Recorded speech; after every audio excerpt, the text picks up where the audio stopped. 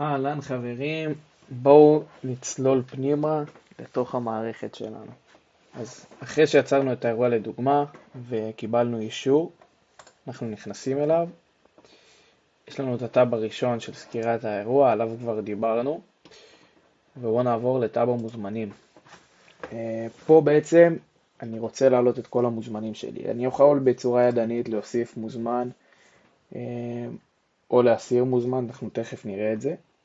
אני יכול גם להעלות קובץ, אם זה הקובץ ששלחו לכם חברת האישורי הגעה, אם זה קובץ שיש לכם כבר, יש פה תבנית שהם יכולים להוריד ולמלא פשוט את התבנית, אבל בעיקרון המערכת שלנו יודעת להתמודד עם כל סוג של קובץ, ועכשיו אנחנו נראה את זה. ניקח קובץ לדוגמה,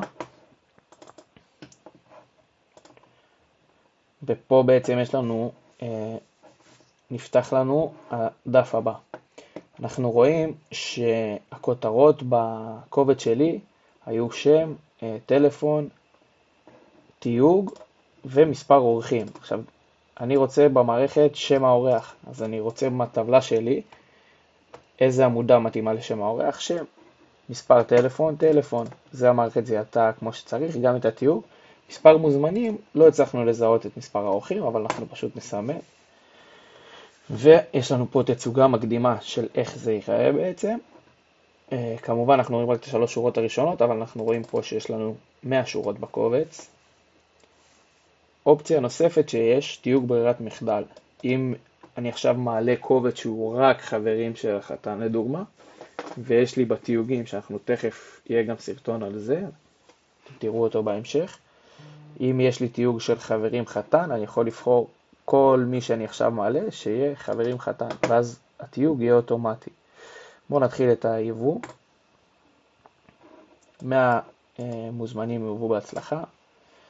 אני רואה שממש כולם מתויגים לי לפי מה שהיה בקובץ. זה מספר האורחים. עכשיו בואו נראה איך זה נראה בטאב של התיוגים, שגם עליו אנחנו נדבר בהרחבה. אני רואה שכולם מתויגים, אלי לא מתויגים. בואו נראה אז את כולם.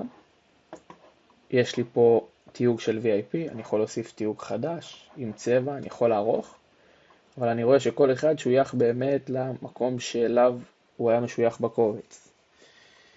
על הטאב הזה אנחנו גם נדבר בהרחבה, ואיך הוא מתקשר בעצם לסידורי ההושבה, וזהו עד פה.